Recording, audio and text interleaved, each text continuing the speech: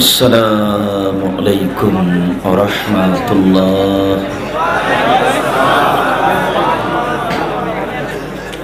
আলহামদুলিল্লাহি ওয়াহদা ওয়াসসালাতু ওয়াসসালামু আলা মান লা নাবিয়্যা বা'দা আম্মা বা'দ ফাআউযু বিল্লাহি মিনাশ শাইতানির রাজীম।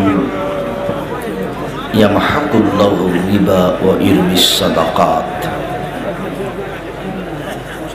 আন আবি হুরায়রা রাদিয়াল্লাহু তাআলা আনহু قال قال رسول الله صلى الله عليه وسلم ما من يوم يصبح العباد فيه إلا ينزل ملكان يقول أحدهما اللهم أعط لكل منفق خلف ويقول الآخر اللهم أعط لكل ممسك تلف রাহ বুখারী মুসলিম। সম্মানিত উপস্থিতি, প্রশংসা আল্লাহর জন্য, শান্তি অবতীর্ণ হোক আল্লাহর রাসূলের উপর সাল্লাল্লাহু আলাইহি ওয়াসাল্লাম। আজকের দিনই বৈঠকে সংক্ষিপ্ত সময়ে বক্তব্যের বিষয় দানের ফজিলত। অবশ্য এখানে পৌঁছার পূর্বে একটু আগে অবগত হলাম যে আপনাদের সামনে আজকে আলোচনা করতে হবে দানের ফজিলত মর্মে আমরা কিছুক্ষণ আপনাদের সামনে দান করলে কি নেকি হবে মর্মে কথা বলার চেষ্টা করব ইনশাআল্লাহ। উল্লিখিত বিষয়ের উপরে কথা বলার পূর্বে আপনাদের সাথে জরুরি কয়েকটা কথা। তার প্রথম কথা হচ্ছে, যারা আপনারা স্টেজে আছেন আপনাদের চেয়ারগুলি পিছে করে নিতে হবে, আর তোমরা কেউ উপরে থাকতে পাবা না, হয় স্থান ছেড়ে দিতে হবে নাহলে নিচে বসো। তাই ছেলে দেরি করছো কেন? সাহস দেখি বেশি। অবাক কথা, পরিবেশ নষ্ট করে সারাদিন থেকে।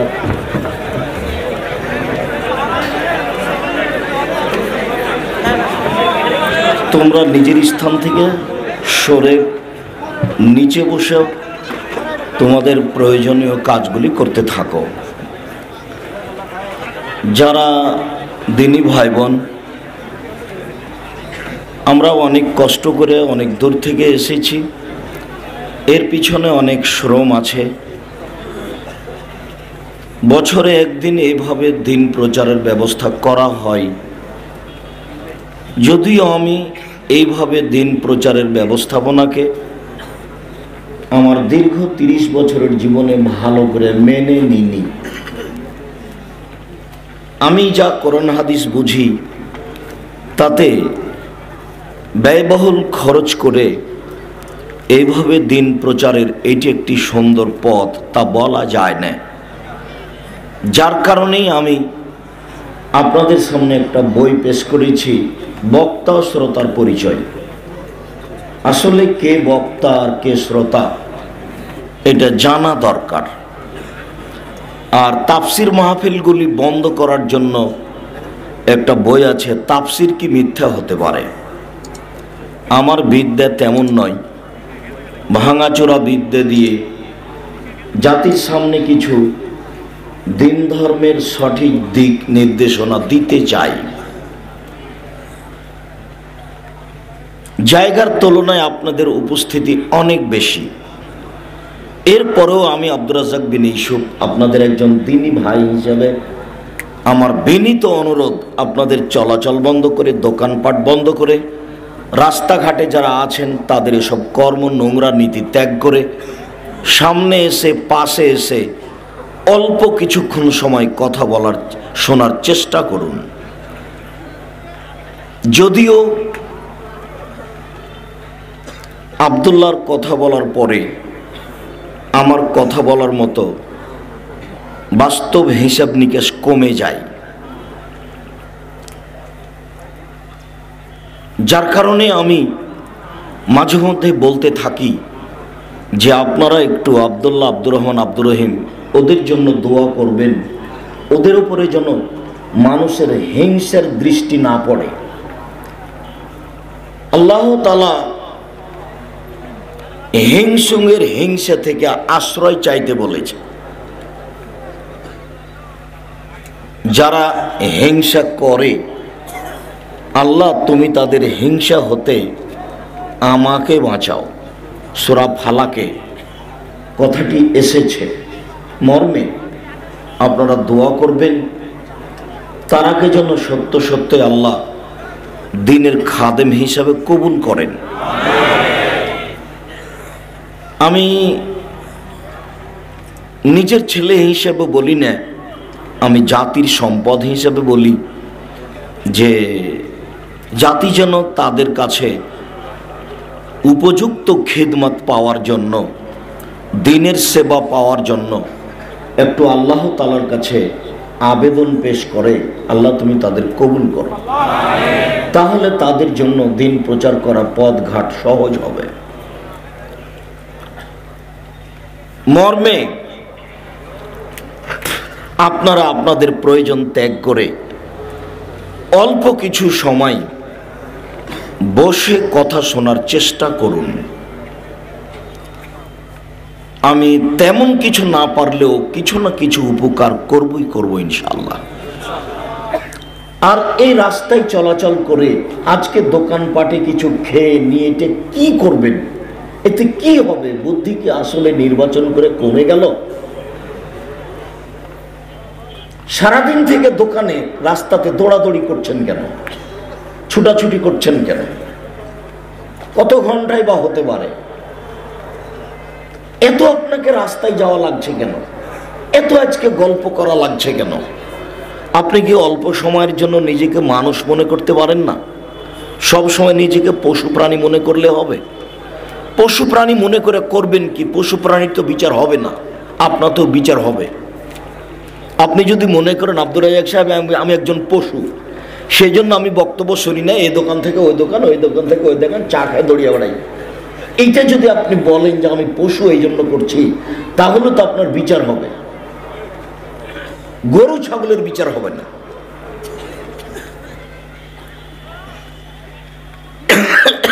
মর্মে আমার অনুরোধ, এইটি আমার প্রথম কথা। দ্বিতীয় কথা হলো, রাসূল সাল্লাল্লাহু আলাইহি সাল্লাম যে আলেম ওলামাদের ব্যাপারে এটা জোরালো আলোচনা পেশ করেছেন, এই আলোচনা প্রত্যেক আলেমকে দাম দিতে হবে। আল্লাহ নবী বললেন যে বাল্লিগু আন্নী ওয়ালা আয়া, পৃথিবীর মানুষ আমার একটা কথা জানা থাকলে অন্যকে বলো। এটা আল্লাহর নবীর আদেশ। পেশাব পায়খানায় গেলে তুমি শিখেছ যে বলতে হয় আল্লাহুম্মা ইন্নী আউযু বিকা মিনাল খুবুসি ওয়াল খাবাইস, আমি অপবিত্র জিন জিন্নি থেকে বাঁচতে চাচ্ছি। টয়লেটে পেশাব পায়খানাতে জিনেরা থাকে, এ কথা আল্লাহর নবী বলছেন। যার কারণে এই দোয়া পড়তে হবে। এটা আপনি এখন জেনেছেন, আপনার ছেলেকে জানাতে হবে, মেয়েকে জানাতে হবে, আর 5 জনকে জানাতে হবে। এটা হলো জরুরি জিম্মেদারি। 2, ওয়াহাদ্দিস ওয়ান বানি ইসরাঈল ওয়ালা হারাজ, বানি ইসরাঈলের কাহিনী বলো কোনো দোষ নেই। তার মানে বানি ইসরাঈলের কাহিনীতে কিছু লাভ আছে, সুবিধা আছে, তো সেটা একটু বলছি। 3 নম্বর বাক্যটা বলিনি। 3 নম্বর বাক্যে বললেন ওমান কাযাবা আলাইয়া মুতাআম্মিদান ফালিয়াতাবাওয়া মাকআদাহু মিনান নার, কেউ যদি কোনো কথা আমার নামে বলে, সেই কথা যদি আমার না হয়, তাহলে তার থাকার জায়গা জাহান্নাম।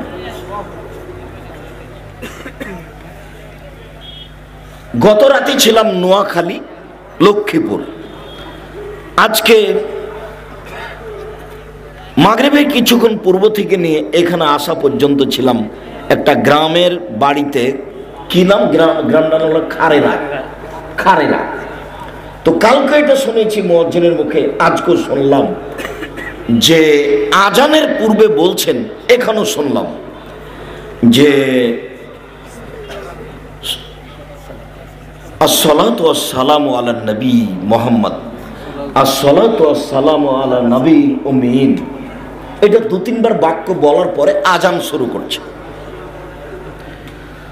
তো আজানের শব্দ আল্লাহ আকবার দিয়ে শুরু, এত পাওয়ারফুল শব্দ আল্লাহ আকবার যে তার পূর্বে বিসমিল্লাহও লাগে না। তো আল্লাহ আকবার বলার পূর্বে আসসালাতু ওয়াসসালামু আলা নবী এই বাক্যটা যদি নবীর না হয়, তাহলে তার 3 নম্বর বাক্য হলো তার থাকার জায়গায় জাহান্নাম। হুজুর যত বড়ই হোক, মুয়াজ্জিন যত বড়ই হোক, পাগড়ি যত বড়ই হোক, জুব্বা যত বড়ই হোক, পীর যত বড়ই হোক, পীর কেন, উমারের যদি কোনো উলট পালট বাক্য হয় বিচার মানে টিকার কোনো পথ নেই। আমার একটি কথা জানা থাকলে অন্যকে বলো, বনী ইসরাইলের কাহিনী বলো, কেউ যদি কোনো কথা আমার নামে বলে, সেই কথা যদি আমার না হয়, তাহলে তার থাকার জায়গা জাহান্নাম। আজান দেওয়ার পূর্বে যে বলছেন ও মুরব্বি, ও মুরব্বি জনাব, আপনার একটা শরম থাকা দরকার, আপনার একটা লজ্জা থাকা দরকার। ধর্ম কি পৈতৃক সম্পত্তি? যদি ধর্ম নিজের হয়, তাহলে তুমি পেশাব পায়খানা যাওয়ার সময় এটা দোয়া বলছো কেন? আল্লাহুম্মা ইন্নী আউযু বিকা মিনাল খুবুসি ওয়াল খাবাইস, তুমি এটা বলছো কেন? তুমি পেশাব পায়খানা যাওয়ার সময় বলো আলিফ লাম মিম যালিকাল কিতাব লা রাইবা ফি হুদাল লিল মুত্তাকিন। ধর্ম যদি তোমার মতোই চলে, ধর্ম যদি তোমার কথাই চলে, ধর্ম যদি তোমার হিসাবেই চলে, ধর্ম যদি তোমাকে ভালো লাগলেই হয়, তাহলে এটাও বলো। এটা কেন বলতে যাচ্ছ যে পেশাব পায়খানায় এভাবে বলতে হয়? তার মানে ওইটা নবী বলেছেন, সেই জন্য তো নবীও তো বলেছেন যে আজান এরকম, নবী তো বলেছেন আজান আল্লাহু আকবার। তুমি কেন আজান দেওয়ার পূর্বে বললে যে আসসালাতু ওয়াসসালামু আলা নবী, আসসালাতু ওয়াসসালামু আলা নবিল উম্মিন? সাবধান, ধর্মের সাথে পাগলামি করে রাসূলকে অপমান করে জান্নাত কেনার চেষ্টা করবেন না। তাহাজ্জুদ পড়ে জান্নাত পাওয়া যাবে না। রাসূল সাল্লাল্লাহু আলাইহি ওয়াসাল্লাম বলেছেন মানাহু মুহদাসান লা ইকবালু আনহু আদল সারফ। কেউ যদি বিদআতকে আশ্রয় দেয়, তার ফরজ ইবাদত কবুল হবে না, তার নফল ইবাদত কবুল হবে না। হুজুর চিৎকার করে বলছেন যে আব্দুর রাজ্জাক সাহেব বলেন যে ইয়ালামলামে যদি এহরাম বাঁধ না বাঁধে, ঢাকা হাজি ক্যাম্পে বাঁধে, তো হজ বাতিল হবে। বেটা আমি বলিনি, যদি ঢাকা হাজি ক্যাম্পে এহরাম বাঁধার বৈধতা না থাকে, এটা যদি বিদআত হয়, মুহাম্মদ সাল্লাল্লাহু আলাইহি ওয়াসাল্লাম বলেছেন তার ইবাদত কবুল হবে না, ফরজ আর নফল হজ কবুল হবে না। কথা আমি বলিনি, মুহাম্মদ সাল্লাল্লাহু আলাইহি ওয়াসাল্লাম বলেছেন। আগে দলিল অনুবাদ করতে হবে, তারপরে কোনো কথা। মুখ ঝুঁকানোর পূর্বে আগে হাদিস হিসাব করিও বেটা। একটু লজ্জা থাকা দরকার, একটা হিসাব থাকা দরকার, বিবেচনা থাকা দরকার। হাদিস দুই একটা পড়ে জাতির কাছে অনুবাদ করে শোনায় ও জাতিকে। শুধু আজকে তুমি অনুবাদ করবে বেদাতের হাদিস কতটি আছে?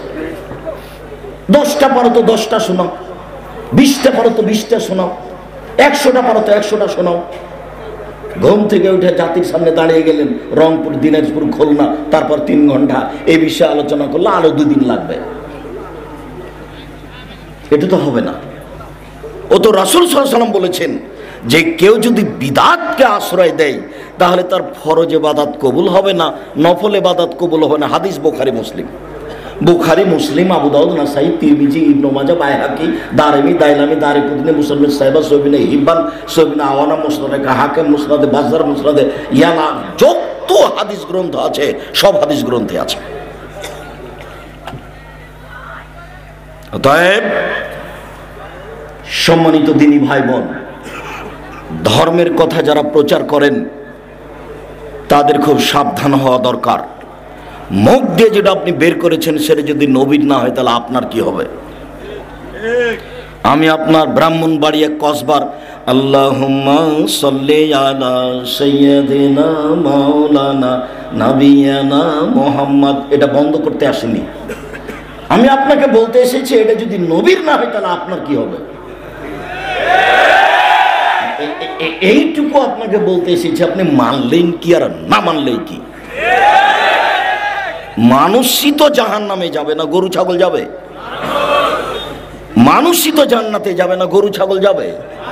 গরু ছাগল যাবে না, মানুষই যাবে। মানুষের জন্য জাহান্নাম রেডি, মানুষের জন্য জান্নাত রেডি। তা আপনি ইবাদত করে জাহান্নামে যেতে চাচ্ছেন, যান। মুহাম্মদ সাল্লাল্লাহু আলাইহি ওয়াসাল্লামকে অপমান করলে জাহান্নাম তো হবে, জান্নাত তো হবে না। ইবাদত কম করে জান্নাত হবে, জান্নাতে যায়নি তার আগেই ঘোষণা জান্নাত। একটা লোক এসে বলছে যে দুল্লানি আল আমালিন, এই যে আমিল তো দাখালতুল জান্নাতা, আমাকে একটা আমলের কথা বলেন, আমি যদি আমলটা করতে পারি তাহলে জান্নাতে চলে যাব। তখন আল্লাহ রাসূল বলছেন যে 5 ওয়াক্ত সালাত আদায় করো, ফরজ সিয়াম আদায় করো, যাকাত দাও, হজ করো, এরকম কয়েকটা কথা বলতে লোকটা এবার চলে যাচ্ছে আর বলছে ওয়াল্লাহি, আল্লাহর কসম, লা জাদালা হাজা ওয়ালা আন কসমিন, আল্লাহর কসম আমি এর কমও করব না, এর বেশিও করব না। আল্লাহর কসম, এর কমও করব না, এর বেশিও করব না। জানেন কি, ও জোহরের 6 রাকাত সুন্নাত পড়বে না, ও ফজরের 2 রাকাত সুন্নাত পড়বে না। বলছে আল্লাহর কসম আমি এর কমও করব না, এর বেশিও করব না, তাহাজ্জুদও পড়বে না। তখন আল্লাহ রাসূল বলছেন মান সাররাহু ইয়ানজুরা ইলাল জান্নাহ ফালিয়ানজুর ইলা হাজা। শোনো শোনো শোনো শোনো, কেউ যদি জান্নাতি দেখতে চাও তো এই দেখো, এই লোকটা জান্নাতি, এই দেখো এই লোকটা জান্নাতি। হাদিস বুখারী মুসলিম। রাসূল সাল্লাল্লাহু আলাইহি সাল্লামের সুন্নাতকে মেনে চললে ফলাফল সহজ, রাসূল সাল্লাল্লাহু আলাইহি সাল্লামের সুন্নাতকে মেনে না চললে ফলাফল ভয়াবহ। পৃথিবীর মানুষ, আমার একটি কথা জানা থাকলে অন্যকে বলো। 2, বনী ইসরায়েলের কাহিনী বলো। 3, কেউ যদি কোনো কথা আমার নামে বলে, সেই কথা যদি আমার না হয় তাহলে তার থাকার জায়গা জাহান্নাম। এখন মুকশিদুল মুমিনিনের বইয়ের প্রথম দিকে আছে, কে যদি 1 ওয়াক্ত নামাজ কাজা করে তাহলে 80 হোক বা জাহান্নামে থাকতে হবে। এইবার ওই যদি এখন রাসূলের কথা না হয় তাহলে ধর্ম তো সহজ নয়, আপনি যেভাবে মনে করেছেন সেভাবে নয়। ধর্ম একজন মানুষের নামে চলে, একজন মানুষের কথাতে চলে, যার নাম মুহাম্মদ সাল্লাল্লাহু আলাইহি সাল্লাম। পৃথিবীর কোনো মানুষ দিয়ে চলে না ধর্ম। আব্দুর রাজ্জাক সাহেব মধ্যের বাক্যটা যে বললেন বনী ইসরায়েলের কাহিনী, ওখান থেকে আমাদের একটু বলেন তো বনী ইসরায়েলের কাহিনী বলতে কি, একটু দেখেন তাহলে বনী ইসরায়েলের কাহিনী বলতে কি। যেমন হাজার হাজার বছর পূর্বের কোনো কাহিনী যেটা আমাদের উপকারে আসবে, তার নাম বনী ইসরায়েলের কাহিনী। অবশ্যই তা সত্য হতে হবে, মিথ্যে যদি হয় তাহলে আবার হুজুর জাহান্নামে গেছে। তো সত্য কাহিনী কি? আবু হুরায়রা রাদিয়াল্লাহু তাআলা আনহু বলেন, রাসূল সাল্লাল্লাহু আলাইহি সাল্লাম বলেছেন লাম ইয়াতাকাল্লাম ফিল মাহাদি ইল্লা সালাসা, পৃথিবীতে মাত্র 3 জন দুধের বাচ্চা মায়ের কোলে কথা বলেছে। দুধ খেতে খেতে শিশু বাচ্চা মায়ের কোলে কথা বলেছে। 1 ঈসা, 1 নম্বর হলো ঈসা আলাইহিস সালাম। দুধের বাচ্চা মানুষ সমাজে নিয়ে এসেছেন মারিয়াম। জনগণ দেখে বলছে ছি ছি ছি ছি ছি ছি, এর বাপ কত ভালো মানুষ, এর মা কত ভালো মানুষ, এরা জেনার সন্তান নিয়ে এসেছে। কার সাথে ধরা পড়ে জেনার সে সন্তান নিয়ে এসেছে, অবৈধ সন্তান নিয়ে এসেছে। ছি ছি ছি ছি, এর বাপ কত ভালো মানুষ, এর মা কত ভালো মানুষ। উনি নিজেও বলছিলেন যে আমি সন্তান জাতিকে কি দিয়ে বুঝাবো, কোন তো নাসিয়া মানসিয়া, আমি যদি মিটে যেতাম সমাজ থেকে, কেউ জানতো না যে পৃথিবীতে মারিয়াম আছে, আমি যদি এরকম হয়ে যেতাম তাহলে কত ভালো হতো। আমি জাতিকে কি দিয়ে বুঝাবো যে এটা আমার সন্তান, আমার যে স্বামী নাই। যখন জিবরাইল বললেন যে আপনার একটা সন্তানের খবর দিতে এসেছি, তখন মারিয়াম বললেন আন্নালি গোলাম, আমার সন্তান কি করে হতে পারে, লাম ইয়ামসাসনি বাশারুন আলামাকু বাগিয়া, আমার বিবাহ হয়নি, আমি ব্যভিচারিণীও নই, আমার সন্তান কি করে হতে পারে, আমার বিবাহ হয়নি, আমি ব্যভিচারিণীও নই, আমার সন্তান কি করে হতে পারে। তখন আগন্তুক জিবরাইল বলছেন একুল রব্বুকা আলাই হাইয়ান, আরে তোমার প্রতিপালক বলছে যে এটা আমার কাছে একেবারেই সহজ। আমি তো বাপ মা ছাড়াই আদমকে তৈরি করেছি, আর ঈসাকে করেছি বাপ ছাড়া মাকে দিয়ে, এটা আমার কাছে কোনো ব্যাপার নয়, আমি বললেই হয়ে যায়, কুন ফায়াকুন হয়ে যায়। এটা আপনার প্রতিপালক বলছে। তো সন্তান হয়ে গেল, এখন জাতিকে বুঝাবে কি দিয়ে? বুঝাতে পারে না। এখন সব জাতিকে ইশারা করছে এদিকে, বাচ্চাটাকে কথা বলে। তখন বাচ্চা বলছে ইন্নী আব্দুল্লাহ আনা নবী, আমি হচ্ছে আল্লাহর বান্দা, আমি হচ্ছে নবী। দুধের বাচ্চা কথা বলছে। দুই, ওয়া কানা রাজুলুন ফি বানি ইসরাঈল ইউকালু লাহু জুরাইজ। আজ থেকে হাজার হাজার বছর পূর্বে একটা লোক ছিল যার নাম ছিল জুরাইজ। ইসল্লি ফি সাওমাতিহি, সে তার গির্জা ঘরে ইবাদত করছিল।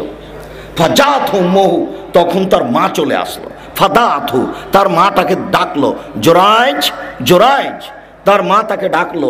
তখন সে মনে মনে বলতে লাগলো, উজিবা উসাল্লি, এখন আমি আমার মায়ের ডাকে সাড়া দিব না সলাত আদায় করব? আমি আমার মায়ের ডাকে সাড়া দিব না সলাত আদায় করব? এরকম একটু বলতে বলতে দেরি হয়ে গেছে। তখন তার মা বলছে, আল্লাহুম্মা লা তুমিতহুরিহু জুহাল মুমেশা, আল্লাহ তুমি আমার এই ছেলের মরণ দিও না পতিতালয়ের মহিলার মুখ দেখা পর্যন্ত। আল্লাহ এই ছেলে যেন না মরে কোন একটা বদ মহিলার সাথে দুর্ঘটনা না হয়ে। মা বলে চলে গেলে। একটুতে মার মন খারাপ। যেতে না যেতেই ফাতার রাজুল্লাহ ইমরা, একজন মহিলা এসে তাকে বলছে যে আপনি আমার সাথে জেনা করেন। ফাআবা, তিনি তখন মুখটা ঘুরিয়ে বলছেন, ছি ছি ছি ছি ছি ছি, তুমি বলো কি? তুমি আমার সাথে জেনার কথা বলো মানে? ফাতাতি রাইয়া, তখন মহিলা এক রাখালের কাছে আসলো। ফাম কানাতহু, মহিলা রাখালকে চেপে ধরলো, তার সাথে অন্যায় করলো। ফাওয়ালাদাত গোলামান, তার সাথে জেনাই করে একটা সন্তান জন্ম দিল। সন্তান যখন জন্ম নিল তখন মহিলা বলল যে হুয়া মিন জুরাইজ, এই বাচ্চাটা হলো জুরাইজের। ফাতাহু, জনগণ গির্জা ঘরের পাশে আসলো। ফাকাসসারুহু, তার গির্জা ঘরকে ভেঙে একবারে ধুলা ধুলা খান খান করে দিল। ওয়ানজালুহু, তারা তাকে গির্জা ঘর থেকে টেনে হেঁচড়ে রাস্তায় নামিয়ে দিল। ওয়াসাব্বুহু, তারা তাকে অকথ্য ভাষায় গালি দিতে লাগলো, যার যা মনে লাগে। হ্যাঁ বেটা, তুমি গির্জা ঘরে ইবাদত করো আর জেনা করো, যার সন্তান হলো এইটা, সবাই স্বাভাবিকভাবে মন খারাপ করবে, যা হওয়ার তাই হলো। ফাকামা, জুরাইজ দাঁড়ালেন। ফাতাওয়াদ্দা, ওযু করলেন। ওয়াসাল্লা রাকাতাইন, 2 রাকাত সালাত আদায় করলেন। ফাআতাল গোলামা, এবার দুধের বাচ্চার কাছে আসলেন। দুধের বাচ্চার কাছে এসে বলছেন, মানাবুকা, ও দুধের বাচ্চা বলো তো তোমার বাপকে? তখন দুধের বাচ্চা বলছে, আবিয়া রাই, আমার বাপ হচ্ছে রাখাল। কালু, জনগণ বলল, নাবনি সাওমাতাকা বিযাহাব, শোনেন জুরাইজ, আপনার গির্জাঘর আমরা স্বর্ণ দিয়ে বানিয়ে দেব। তখন জুরাইজ বললেন, লা ইল্লা দ্বীন, আমার গির্জাঘর স্বর্ণ দিয়ে বানাতে হবে না, মাটি দিয়ে বানাতে হবে, যাহাই ছিল তাহাই করিতে হইবে। হাদিস মুসলিম। এরলাম বানি ইসরায়েলের কাহিনী। এই ছেলে,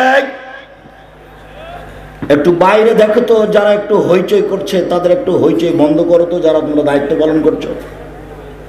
যারা আশেপাশে হইচই করছে তাদেরকে দূরে বিদায় করে দাও। যারা দোকানপাটে আছেন তাদেরকে আমি অনুরোধ করছি কিছুক্ষণ কথা লেনদেন ক্রয় বিক্রয় বন্ধ করুন।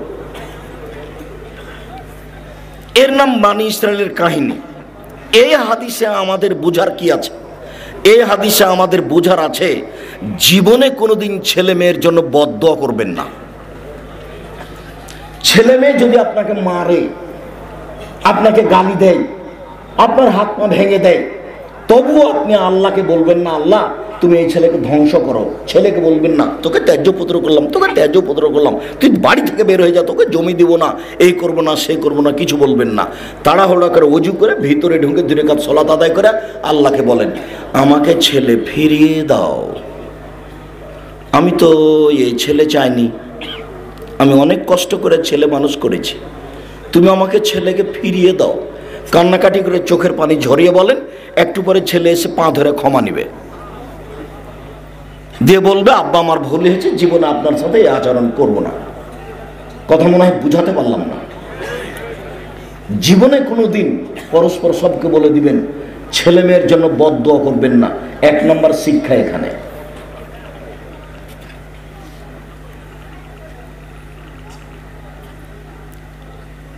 দুই নম্বর শিক্ষা হলো এই, বাপ মায়ের দোয়া কবুল হয় বলার সাথে সাথে উপরে লেগে যাবে, মধ্যে কোনো এর নাই, অন্তরাল নাই, আর নাই। তিন নম্বর হলো যে সবচেয়ে জঘন্য কাজ মানুষকে অপমান করার, নিচে নামিয়ে দেওয়ার এই অশ্লীল ঘটনা। চার নম্বর হলো মানুষ যদি বিপদে পড়ে তাহলে সুন্দর করে ওযু করে 2 রাকাত সালাত আদায় করে কান্নাকাটি করে আল্লাহকে বললে আল্লাহ হাতে হাতে শুনে নেবেন। তার প্রমাণ এটা। এদেশে একটা বই পাওয়া যায় উপদেশ, নাম শুনেছেন? নাম শুনেননি? উপদেশ। ওই বইয়ে এই হাদিস আছে। আপনি যদি এখন মনে করেন আব্দুর রাজ্জাক সাহেব আপনি লিখেছেন, আপনি পড়েন, তা আমি কি করতে পারি বলেন?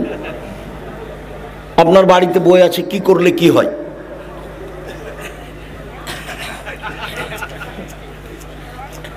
আপনার সাথে আমার আজকের জন্য তৃতীয় জরুরি কথা হলো এই, উপস্থিত দিনী মুসলিম বোন, আপনি একটু শোনেন, আপনাকে বলছি। এই মেয়ে, গল্প করছো নাকি তুমি? ফ্যাশন বোরকা পরে এসেছো কেন? শরম করো না তুমি একটু?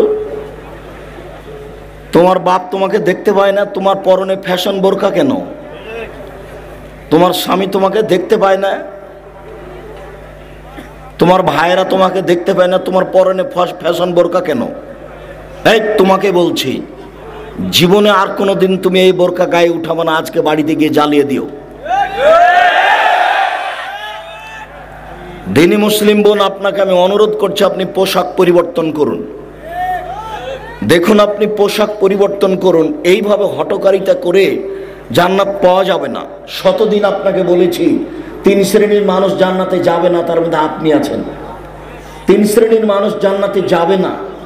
1, মুদমিনুল খামর, যারা নিয়মিত বিড়ি, তামাক, জর্দা, সিগারেট, গুল, নেশাদার দ্রব্য খায়, পান করে, তারা জান্নাতে যাবে না। 2, আর রাজলাতু মিনান নিসায়ে, পুরুষের বেশধারী নারী, যারা পুরুষের জুতা স্যান্ডেল পরে, যারা পুরুষের শার্ট প্যান্ট পরে, যারা পুরুষের পোশাক পরে, তারা জান্নাতে যাবে না। 3, দায়ুস, তোমার স্বামী। এই মেয়ে, তোমার বাপ জান্নাতে যাবে না, তোমার কারণেই যাবে না। 3 ছেলেই চলে গেছে লন্ডন, আর মেয়ে ঢাকা বিশ্ববিদ্যালয়ে আর একজনের সাথে ঘুরে। 3 মাস পরে ফিরবে, সেই জন্য ধর্ম পাগল হয়ে গেছে। धर्म राजशाही चांपानेर हवाई लड्डू दोनों हाथ में लड्डू है, जो चाहे उसको खा ले, जो चाहे उसको छोड़ दे। बोलो ही सब धर्म एमन नय। बाड़ीते माशाल्लाह जारी थाकबे, कर्फ्यू जारी थाकबे। प्रेसिडेंट आइयूबेर देश 24 घंटा कर्फ्यू जारी आछे माशाल्लाह। केउ बाइरे जेते पारे ना, सन्ধ্যা হয়ে গেছে। আমাদের শোনা কথা, আপনি স্বামী মানে এই বাড়িতে कर्फ्यू জারি থাকবে, 44 ধারা জারি থাকবে, আপনার কথা ছাড়া কেউ বাইরে যেতে পারে না। শুনুন, আপনি দিনী বোন, আপনি 4টা কাজ করতে পারলে আপনার জান্নাতের সব দরজা খোলা। সহজ, দেখেন আপনার জন্য সহজ। 1, সলাত খামসাহা, 5 ওয়াক্ত সালাত আদায় করলো। 2, সমাত সাহারাহা, রমজান মাসে সিয়াম পালন করলো, রোজা থাকলো। 3, আতাত বালাহা, স্বামীকে মেনে চললো। 4, আহসানাত ফারজাহা, জেনায় লিপ্ত হলো না। এই 4টে। 1, আপনি 5 ওয়াক্ত সালাত আদায় করবেন, নামাজ পড়বেন। 2, রমজান মাসে রোজা থাকবেন। 3, স্বামীকে মেনে চলবেন। 4, জেনায় লিপ্ত হবেন না, জান্নাতের সব দরজা খোলা। আমি বলিনি, মুহাম্মদ সাল্লাল্লাহু আলাইহি ওয়াসাল্লাম বলেছেন। জরুরি কথা আপনার সাথে, স্বামীকে মেনেই চলতে হবে, তিতা লাগলেও মিঠা লাগলেও। বুঝলাম আপনার স্বামীর মুখ খারাপ, আপনাকে গালি দেয়। বুঝলাম আপনার স্বামীর মুখ খারাপ, আপনাকে গালি দেয়, মারে। আপনার 3-4টে বাচ্চা হয়ে গেছে, আপনি কিভাবে তাকে নিয়ে চলবেন? চলতেই হবে, এটা আপনার জন্য ভালো। আমি আপনার দিনী ভাই হিসেবে, আমি আব্দুর রাজ্জাক বিন ইউসুফ, আপনি আমার দিনী বোন, আপনাকে আমি বলছি, আপনি স্বামীকে মেনে কথা বলেন। সপ্তাহ সপ্তাহ কথা বলেন না। রান্না বান্না করার পরে মেয়ের হাতে ভাত পানি স্বামীর ঘরে দিয়ে পাঠান, এটা কোন অভ্যাস। আবার যদি আপনার কাছে 1 গ্লাস পানি চাই, তাহলে 1 গ্লাস পানি সামনে নিয়ে এসে ফ্যাকস করে রেখে দেভাবে হেঁটে চলে যান। এবং হবে না, স্বামীকে আপনাকে মেনেই চলতে হবে, এটা আমার জরুরি অনুরোধ। কথা আল্লাহ নবী বলছেন। শেষ পর্যন্ত যদি দেখেন চলবে না, তাহলে আপনি খোলা তালাক করেন, কোনো সমস্যা নেই। আপনার স্বামী যদি তাহাজ্জুদ পড়ে, তবু আপনি খোলা তালাক করতে পারেন। আপনার স্বামী যদি মাসে কোটি টাকা ইনকাম করে তবে আপনি খোলা তালাক করতে পারেন।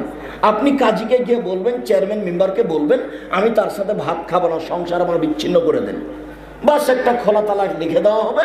আপনি তার 30 দিন পর আর এক জায়গাতে বিবাহ বসেন। কিন্তু এইভাবে স্বামীর সাথে কথা না বলে, মাস মাস কথা বন্ধ করে এইভাবে সংসারে চলে না, এই সংসার চলবে না।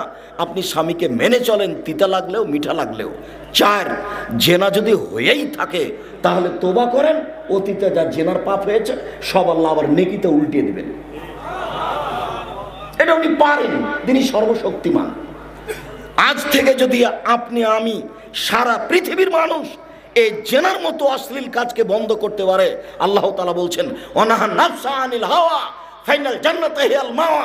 পৃথিবীর মানুষ শুনে রাখো, তোমরা যারা অশ্লীল কাজকে বন্ধ করতে পারবে, আমি আল্লাহ তোমাদেরকে জান্নাতুল মাওয়া দিয়ে দিলাম। পৃথিবীর মানুষ, আমি ঘোষণা দিয়ে দিলাম তোমাদের জন্য জান্নাতুল মাওয়া রেডি করেছি, যারা যারা অশ্লীল কাজ বন্ধ করেছ। মুসলিম বোন, আপনি যদি অশ্লীল কাজ বন্ধ করতে পারেন, আপনার জন্য জান্নাতুল মাওয়া রেডি আছে, সব জান্নাতের দরজা খোলা। আর একটা কথা আপনার সাথে শোনেন, এদিকে শোনেন, কথা বলছেন নাকি এখনো? এই মেঘ, দেখেন আপনি, আপনার জন্য জান্নাত কত সহজ। আল্লাহ নবী বলছেন, নবীগণ জান্নাতে যাবেন, শহীদেরা জান্নাতে যাবে, সত্যবাদীরা জান্নাতে যাবে, মহিলারাও জান্নাতে যাবে। তবে আপনি কিন্তু এই সিরিয়ালে আছেন, কিন্তু আপনার সাথে একটা বাক্য লাগা আছে, তবে। তবে যদি তারা স্বামীকে মেনে চলে। এইটা আল্লাহ রাসূল লাগিয়ে দিয়েছেন, আমাদের তো আর কিছু করার নেই। স্বামীকে মেনে চলতে পারে মহিলারা 3টে পদ্ধতিতে। 1, আল্লাহ রাসূল বলছেন স্বামীর সাথে কথা বললে হাসি মুখে বলে, এই অভ্যাস আপনাকে জরুরিভাবে করতে হবে। 2, স্বামী আদেশ করলে পালন করে। ভুলেও কোনো সময় বলবেন না, আপনার কাছে 1 গ্লাস পানি চেয়েছে, আপনি বলবেন না যে ওখানে তো গ্লাস আছে, পানি ঢেলে খান, এভাবে বলবেন না। আদেশ করলে পালন করে। 3, স্বামী যখন বাড়িতে থাকে না তখন নিজেকে গুটিয়ে রাখে, কারোর সাথে মোবাইলে গল্প করে না, দেবরের বাসায় চলে যায় না, চাচির বাড়ি চলে যায় না, কোথাও যায় না, নিজেকে গুটিয়ে রাখে। এই 3টে গুণ আছে যার, সেই হলো ভালো নারী। সেই সিরিয়ালে জান্নাতীদের মধ্যে আছে। 1, নবীগণ জান্নাতে যাবেন। 2, শহীদেরা জান্নাতে যাবে। 3, সত্যবাদীরা জান্নাতে যাবে। 4, মহিলারা জান্নাতে যাবে। তবে বুঝাতে পারিনি মনে হয়। এরকম সুযোগ কিন্তু পুরুষের নেই। এরকম কোনো হাদিস আপনার জন্য আমরা বলতে পারি না, আমার জানা নেই যে আপনার জন্য জান্নাত সহজ। কেউ যদি বলে আব্দুর রাজ্জাক সাহেব থামেন থামেন থামেন, আপনার বক্তব্য একদিন শুনেছিলাম যে অজু করার পরে যদি কেউ বলে আশহাদু আল্লা ইলাহা ইল্লাল্লাহু ওয়াহদাহু লা শারীকা লাহু ওয়া আশহাদু আন্না মুহাম্মাদান আবদুহু ওয়া রাসূলুহু, তাহলে জান্নাতের সব দরজা খোলা। হ্যাঁ, কথা তো ঠিক, ওটাও তো হাদিস বুখারী মুসলিমের, যে অজু করার পরে এই দোয়া পড়লে জান্নাতের সব দরজা খোলা। তো ওটা আপনার জন্য যা মহিলার জন্য তাই। বুঝাতে পারিনি মনে হয়। মানে আপনি যদি অজু করার পরে এই দোয়া পড়েন তাহলে আপনার জন্য জান্নাতের দরজা খোলা, আর আপনার বোন যদি এই দোয়া পড়ে তাহলে তার জন্য জান্নাত খুলবে না? সবার জন্য। তাহলে আপনার জন্য পৃথক কিছু নেই। মহিলাদের মান ভিন্ন, মহিলারা বুঝলো না, সেই জন্য গার্মেন্টসে চাকরি করে দাবি জানিয়েছে। শিক্ষা নেই, দীক্ষা নাই, বুদ্ধি নাই, বিবেচনা নাই, হোস নাই, জ্ঞান নাই, কোরআন মাজিদ নাই, কিচ্ছু নাই, এটা দাবি ঠিক আছে। রাসূল সাল্লাল্লাহু আলাইহি ওয়াসাল্লাম বলছেন যে কেউ যদি 2 জন মেয়ের লালন পালন করে তাহলে আমি আর ওই লোকটা জান্নাতে থাকবো এইভাবে। তখন আঙ্গুল দুটি জমা করে দিয়েছে। আবার বলেছেন কেউ যদি এতিমের লালন পালন করে সে লোকটা আর আমি জান্নাতে একসাথে থাকবো এরকম। তখন 2টা আঙ্গুলের মাঝে একটু ফাঁকা রেখেছেন। না, কথা যে বুঝাতে পারলাম না, আবার বলতে হবে মনে হয়, বলতে হবে না? তার মানে মেয়েদের মান সম্মান অনেক বেশি। দুইটা মেয়ের লালন পালনের বিনিময় জান্নাত, আবার রাসূলের সাথে, আবার একসাথে, ফাঁকা নাই। আর ইয়াতিমকে লালন পালন করলে রাসূলের সাথে থাকতে পাওয়া যাবে, তবে একসাথে নয়। এ দেখেন ফাঁকা, ওদের দাম বেশি। 10টা ছেলেকে যদি মাস্টার ডিগ্রি পাস করেন, লন্ডন থেকে পড়িয়ে নিয়ে আসেন, 1 পয়সা লাভ নাই। কিভাবে লাভ? আব্দুর রাজ্জাক সাহেব, আপনি যে একদিন বলছিলেন যে ভালো ছেলে বাপের জন্য যদি দোয়া করে, তো ভালো ছেলে যদি বাপের জন্য দোয়া করে তো ভালো, তাহলে মেয়েও যদি বাপের জন্য দোয়া করে তো ভালো। কথা বুঝাতে পারিনি? সব সুবিধা মেয়ের কাছে, ছেলের কাছে সুবিধা নেই। আব্দুর রাজ্জাক সাহেব, ছেলেকে পড়াবো কেন? বাপ হয়েছেন এই জন্য। আমি তো বলেছি যে মেয়েকে শেষ পর্যন্ত বাপে উপার্জন করে খাওয়াবে। কি করে? ভিক্ষা করে। মেয়ে ভিক্ষা করতে যাবে না, মেয়ে গার্মেন্টসে যাবে না, মেয়ে রুজি উপার্জন করবে কে? বাপ। কি করে? বাপের জমিদারি করে। কি করে? বড় ব্যবসা করে। কি করে? কলা বিক্রি করে। কি করে? চকলেট বিক্রি করে। কিছুই পারে না তো কি করবে? ভিক্ষা করে করবে। জরুরি রাসূলের আদেশ, বাপকে ছেলে মেয়েকে লালন পালন করতে হবে, শিক্ষিত করতে হবে। প্রয়োজনে তাকে ভিক্ষা করে। ছেলে রাস্তায় ভিক্ষা করতে নামবে না, টোকাইয়ের জব বাপকে দিতে হবে। জন্ম দিয়েছে যে তাকে, ছেলেকে লালন পালন করতে হবে, প্রয়োজনে ভিক্ষা করে। পশু প্রাণীর মতো ছেড়ে দিতে হবে। এই হুকুম রাসূল সাল্লাল্লাহু আলাইহি ওয়াসাল্লাম বাপকে দেননি, সব জিম্মেদারি বাপের উপরে হয়েছে। সম্মানিত দিনী ভাই বোন, বিশেষভাবে দিনী বোন, আপনাকে আমি অনুরোধ জানাচ্ছি, আজকের আলোচনার 4 নম্বর কথাই, আপনি স্বামীকে মেনে চলুন, ভালো হবে। এবার এই প্রসঙ্গে আপনার সাথে একটা কথা বলে আপাতত এই কথা শেষ করি। আপনার জন্য জরুরি কি জীবনে, পরিবারে? 1, আতেমা মাতা এমতা, আপনি যেমানের খাবেন বউকে সেমানের খাওয়াবেন। 2, ফাকসু হামাক্তা সাইতা, আপনি যেমানের কাপড় পরবেন বউকে সেমানের পরাবেন। 3, অলা তুকাব্বে, বউকে কখনো কটু কথা বলবেন না। এই ছেলে, বউকে তুমি অত গালি দাও কেন? হাত নামাও। আর একজনের গায়ে হাত দিয়ে আছো নাকি? রেডি হও। এমনভাবে বসে থাকবে পাখি যেন মনে করে তুমি পাথর। বউকে অত গালি দাও কেন? মুখের ভাষা কেন তোমার খারাপ? এত কেন স্বভাব তোমার দুর্বল? কথায় কথায় তুমি বউকে গালি দাও কেন? আর এক ঘরের মেয়ে তোমার বাড়িতে এসেছে, তোমার সাথে থাকে, খায়, তোমার আচরণ তার সাথে এত কেন খারাপ? রাসূল সাল্লাল্লাহু আলাইহি ওয়াসাল্লাম বলছেন বউকে কটু কথা বলতে পাবা না। ভুলেও বলবেন না আপনি যে তোমার ঠোঁটটা মোটা। একবার ঠোঁট মোটা বললে 10 বছর আপনাকে ভালোবাসবে না। ভুলে আপনি বলতে পাবেন না তোমার রংটা কালো। একবার রং কালো বললে আপনাকে 10 বছর ভালোবাসবে না। আপনি শুধু প্রশংসা করবেন, খালি বলবেন তুমি এমন মহিলা, তোমার মতো আমি কোনো মহিলাই দেখি না, তুমি খুব ভালো। তাহলে আপনার সারা রাত পা টিপে দিবে। প্রশংসায় খুশি, প্রশংসায় খুশি। কখনো কটু কথা বলবেন না। 4, মুখের উপরে পারবেন না। 5, এই হলো কারফিউ জারি। 5, আব্দুর রাজ্জাক সাহেব, আপনি যে বলছেন যে বাড়িতে কারফিউ জারি থাকবে, তো এটা কি হাদিসের কথা? জি, আমি বলিনি, কারফিউ শব্দটা নেই। তবে মুহাম্মদ সাল্লাল্লাহু আলাইহি ওয়াসাল্লাম বলছেন, ওয়ালা তাতরুকা ইল্লা ফিল বাইতে, তুমি তোমার বউকে তোমার বাড়ি ছাড়া কোথাও ছেড়ে রাখবে না। তোমার বউ তার বাপের বাড়ি যেতে পাবে না, চাচার বাড়ি যেতে পাবে না, খালার বাড়ি যেতে পাবে না, ভাবির বাড়ি যেতে পাবে না। জরুরি প্রয়োজন ছাড়া বাড়ির বাইরে যেতে পাবে না। জরুরি ঘোষণা। বিবাহের বাড়ি যাওয়ার তো কোনো প্রশ্নই আসে না। বিবাহের বাড়ি গেলে স্বামীর সংখ্যা বেশি হয়ে যাবে। বিবাহের বাড়ি থেকে দাওয়াত এসেছে, আপনি যাবেন, আপনার ছেলে যাবে, আপনার বউ যাবে না। জিম্মেদারি 5টা আপনি পালন করুন, সংসার সুন্দর হবে। কোনোদিন স্ত্রীর উপরে নরম হবেন না। আমার 5টা আজকে উপদেশ থাকলো কথার মধ্যে। 1, 5 ওয়াক্ত সালাত নামাজ। 2, হালাল রুজি। 3, কোরআন তেলাওয়াত। 4, দোকানপাটে বসে গল্প না করা।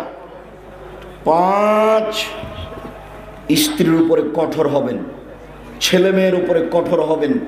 কঠোর মানে এদিক সেদিক ঘুরতে দেওয়ার ব্যাপারে, নগ্ন হয়ে চলার ব্যাপারে, নইলে তাহাজ্জুদ টিকবে না, পরকাল হারিয়ে যাবে। পরের কথাটি, সম্মানিত দিনী ভাই বোন,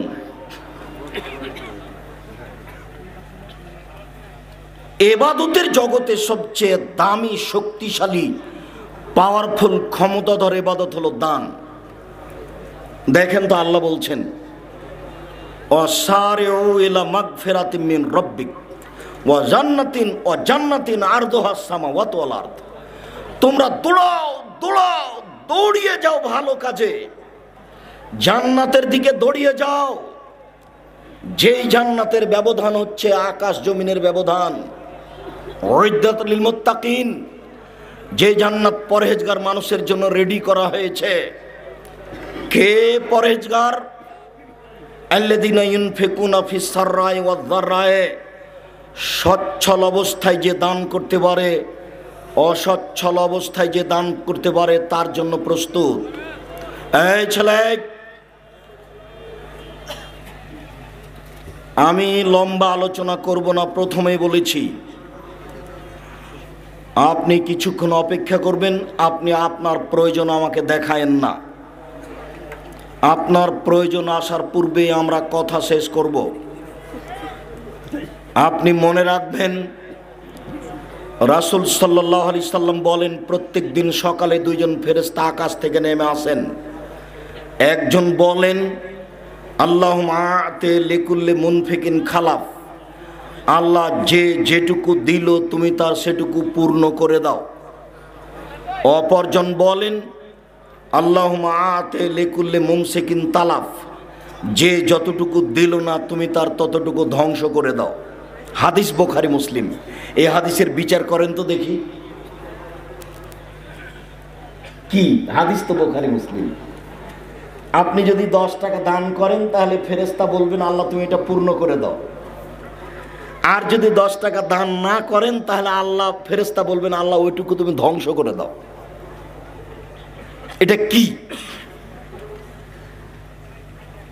আল্লাহ তাআলা বলছেন, ইয়ামহাকুল্লাহুর রিবা ইউরবিস সাদাকাত, সুদ মানুষের টাকাকে কমিয়ে দেয়, দান মানুষের টাকাকে বেশি করে দেয়। এর বাস্তবতা দেখান তো দেখি। সুদ তো আমি 100 টাকা দিয়ে 110 টাকা পেয়েছি, তো বাড়লো তো। আর আমি যদি 100 টাকা থেকে 10 টাকা দান করি আর ওই 90 টাকা আমি বাক্সে ঢুকিয়ে রাখি, 1 বছর পরে বের করলে 90 টাকাই থাকবে। তা আল্লাহ যে বলছেন যে সুদ মানুষের টাকাকে কমিয়ে দেয়, শোনেন, শুধু তাই নয়, আল্লাহর নবী বলেছেন সুদের শেষ পরিণতি নিঃস্ব, ওকে ভিক্ষুক হতে হবে, আজ হোক আর কাল হোক। যারা সুদ খায় তাকে নিজেই ভিক্ষুক হতে হবে, নইলে তার ছেলে ভিক্ষুক হবে, নইলে তার নাতি ভিক্ষুক হবে, টাকা থাকবে না। এ কথা আল্লাহ বলেন, এ কথা নবী বলেন। মানুষ যদি সুদ খায় তাহলে দেশের কয়েকজনের কাছে টাকা চলে যাবে, বাকিরা একেবারে নিঃস্ব হয়ে যাবে। পৃথিবীবাসী যদি সুদ খায় তাহলে পৃথিবীর কয়েকটা দেশে টাকা চলে যাবে, বাকি দেশগুলি কি হয়ে যাবে? নিঃস্ব হয়ে যাবে, দেউলিয়া হয়ে যাবে। এটা হতে হবে, আল্লাহ বলেছেন, এখানে কোনো মাপ নেই। আর আপনি দান করলে ধীরে ধীরে ধীরে ধীরে টাকা বাড়তে থাকবে। আপনি বুঝতে পারবেন না যে বছরের প্রথমে তো 20,000 ছিল, এখন কিভাবে 40,000 হলো। আল্লাহ বলছেন, ইয়াবনা আদম আনফিক উনফিক আলাইকা, এ আদমের ছেলে মেয়ে শোনো, তোমরা দান করো তাহলে আমি পাল্টা দান করব। মানে কিভাবে বাড়াবেন সেটা তার ব্যাপার। অতএব বিষয়টি খুব ভিন্নভাবে দেখার চেষ্টা করবেন। জরুরি কথা, রাসূল সাল্লাল্লাহু আলাইহি সাল্লাম বলেন, ইন্না সাদকাতা সিররে তুতফিউ গাযাবার রাব্বে, মানুষ যদি গোপনে দান করে তাহলে আল্লাহর রাগ মিটে যায়। আল্লাহ আপনাকে জাহান্নামে দিতে চাচ্ছেন, আপনি 5,000 টাকা এই মাদ্রাসায় এসে গোপনে দিয়ে গেলেন, তখন আল্লাহ একেবারে ঠান্ডা হয়ে গেছেন, আপনার সাথে আর কোনো কথা নেই, যাও তুমি জান্নাতে চলে যাও, ঠান্ডা হয়ে গেছেন। গোপন দানের ফলাফল হলো আল্লাহর রাগ মিটে যায়। 7 শ্রেণীর মানুষ বিশেষ ছায়াতলে থাকবে বিচারের মাঠে। তার এক শ্রেণীর মানুষ যারা গোপনে দান করে, তারা বিচারের মাঠে বিশেষ ছায়াতলে থাকবে। রাসূল সাল্লাল্লাহু আলাইহি সাল্লাম বলেন, ইন্নাস সাদকাতা তুতফিউ হাররাল কুবুরে, নিশ্চয় দান কবরের শাস্তিকে মিটিয়ে দেয়। আপনি আপনার মায়ের নামে দান করলেন, এই প্রতিষ্ঠানে কবরের শাস্তি বন্ধ হয়ে গেল। ইবাদতের জগতে সবচেয়ে শক্তিশালী, ক্ষমতাধর, পাওয়ারফুল ভিন্ন ধরনের ইবাদত হলো দান। দানের মতো ক্ষমতাধর ইবাদত পৃথিবীতে আর কোনো ইবাদত নেই। সলাত নয়, সিয়াম নয়, হজ নয়, জাকাত নয়, তাসবিহ তাহলিল নয়, ভিন্ন ধরনের ইবাদত হলো দান। রাসূল সাল্লাল্লাহু আলাইহি সাল্লাম বলেন, ইন্নামাস সাদাকা, নিশ্চয় দান এমন একটা জিনিস যে দানকারী বিচারের মাঠে এই দানের ছায়াতলে থাকবে যতদিন পর্যন্ত বিচার চলবে। যদি আপনার 500 বছর বিচার চলে, তাহলে আপনি 500 বছর যাবৎ এই আপনার দানের ছায়াতলে থাকবেন। মর্মে আমি সকল দিনী ভাই বোনকে সঠিক পথ বাছাই করে দান করার জন্য অনুরোধ জানিয়ে আমি এই প্রতিষ্ঠানের বিষয়টি আগে রাখছি। প্রতিষ্ঠানকে মূল্যায়ন করুন, কিভাবে তারা দান চাচ্ছে, কিভাবে আপনাদের করতে হবে, সময়ে সময়ে আপনারা অবগত হবেন। আজকে অবগত হলেন যে কিছু জমি কিনতে চাচ্ছেন, আমি আপনাদেরকে জমি কেনার ব্যাপারে সহযোগিতা করতে অনুরোধ জানাচ্ছি। সাথে সাথে আমি আমার মনে বড় সাধ, আমি এদেশের মাটিতে উন্নত মানের প্রতিষ্ঠান গড়বই গড়ব।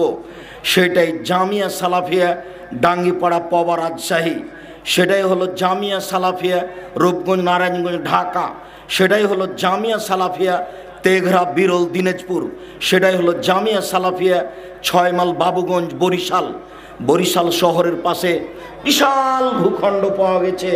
ছেলে মেয়েদের জন্য প্রতিষ্ঠান তৈরি হবে জামিয়া সালাফিয়া নামে। আমরা জামিয়া সালাফিয়া রূপগঞ্জ নারায়ণগঞ্জে এই বছরে 550 শতক জমি কিনবো, এর সিদ্ধান্ত নিয়েছি। 200-250 শতক কিনা হয়ে গেছে, আরও 300 শতক এখনই আমরা কিনবো বলে আশা করছি। আপনারা বিষয়টি বিবেচনা করবেন। এখন জামিয়া সালাফিয়ায় প্রায় 3500 ছেলে মেয়ে পড়াশোনা করে, প্রায় 500 ছেলে মেয়ে আছে অসহায়, আর 200 আছে এতিম। শিক্ষক শিক্ষিকাদের বেতন লাগে এবছর জানুয়ারিতে প্রায় 20 লক্ষ। এদেশের একটি গুরুত্বপূর্ণ প্রতিষ্ঠান, এর জন্য আন্তরিকভাবে দোয়া করবেন যাতে করে উপরে সব সময় কবুলে থাকে। একটু যদি নড়চড় হয়ে যায় তাহলে সারা পৃথিবী একদিকে হয়ে কিছু করতে পারবে না। মর্মে জামিয়া সালাফিয়ার জন্য দোয়া করবেন। আর যে আব্দুল্লাহ বলল 4-5 মার্চ, এই মার্চে উপস্থিত হওয়ার চেষ্টা করবেন জামিয়া সালাফিয়া রূপগঞ্জ নারায়ণগঞ্জ ঢাকায়। সাথে সাথে আপনাদেরকে আরও বলছি, আব্দুল্লাহর বইসহ আরও কোনো বই থাকলে, তাফসির থাকলে, তাওজিহুল কোরআন থাকলে এগুলো সংগ্রহ করবেন। আমি কয়েকটি জিজ্ঞাসা আর উত্তর দেওয়ার পূর্বে